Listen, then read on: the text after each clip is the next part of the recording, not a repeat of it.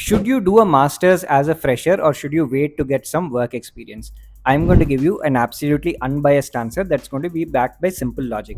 Let's get the first point out of the way. There are some specific master's programs that I'm going to list out that will require work ex. So therefore, it's not optional. Some of these include MBAs, of course. Typically, you need 4 or 5 years of prior work experience. Apart from the obvious one, you also have Masters in Information Systems, MIS programs, which typically prefer 1 to 2 years of prior work experience. Business analytics programs, while they take freshers, it is recommended very strongly that you have prior work experience. Apart from these, what about programs where work experience is not a prerequisite? Programs like a master's in computer science or a master's in engineering management or a master's in computer engineering that do not have any favoritism towards somebody with WorkX or without WorkX. Should you go with WorkX or without for these sort of programs? I'm going to make a definitive statement which might harm my business and revenue, but we are all about being honest at Gradvine.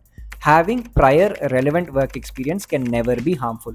It will only work to your advantage. Suppose you are in a situation where you're applying to a top tier master's in computer science program or a computer engineering program and you have a terrific undergraduate profile, a great GPA, a great set of projects, a good set of internships, if relevant, a great set of high impact research papers, then you will get into the same tier or type of university, whether you have work experience or if you're applying as a fresher. So the level of university you get into is not going to change. But where having work experience that is relevant will help you out is when you are doing your full-time job search. Now, if you're entering a master's class of maybe 50 people and you are among the 25 people who have 2 or 3 years of prior work ex and there are another 25 who are freshers, both of these groups are paying the same tuition fees. There is no difference.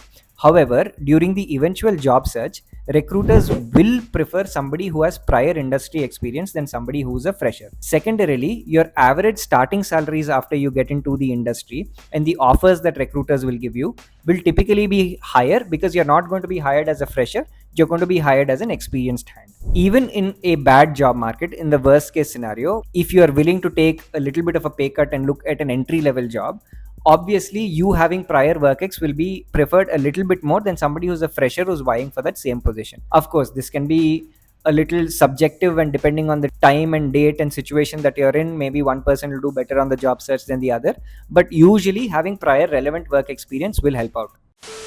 Now, if you have a query whether the job offer that you have in hand or the jobs that you can potentially get are good for you to stay back for a year or two in order for you to improve your master's prospects and subsequent career abroad, you can schedule a free consultation with my team on gradvine.com or by using the link in the description to get suggestions which are genuine. As you can see, even though I might be losing out on clients who might say that I'm a fresher and I want to apply, we are telling you the reality of the situation on the ground, and that's what Gradvine's advice is all about. Therefore, if you need any genuine advice from well-informed sources, you know who to reach out to.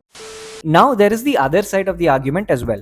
Suppose you're getting into a job that is not going to really enhance your skill set, is not going to help you earn very well or save enough to spend on your master's degree. Some students argue that it's going to be a waste of my time for a year or 2 or 3 years, and instead I can finish my master's degree and use that time to start earning a little earlier. This is a fairly reasonable thought process as well. You will have to understand that after graduating, just working for 1 year and starting your master's is not going to help out at all. Having 2 years of work experience by the time you start your master's is a bare minimum. Therefore, you have to commit those 2 years after college, and therefore you have to commit to a very good company and a very good job. It also has to be relevant to what you've studied in your undergrad or the master's degree that you're going to do, or both. If you watched this video until this point, I'm sure you liked it. Why don't you subscribe?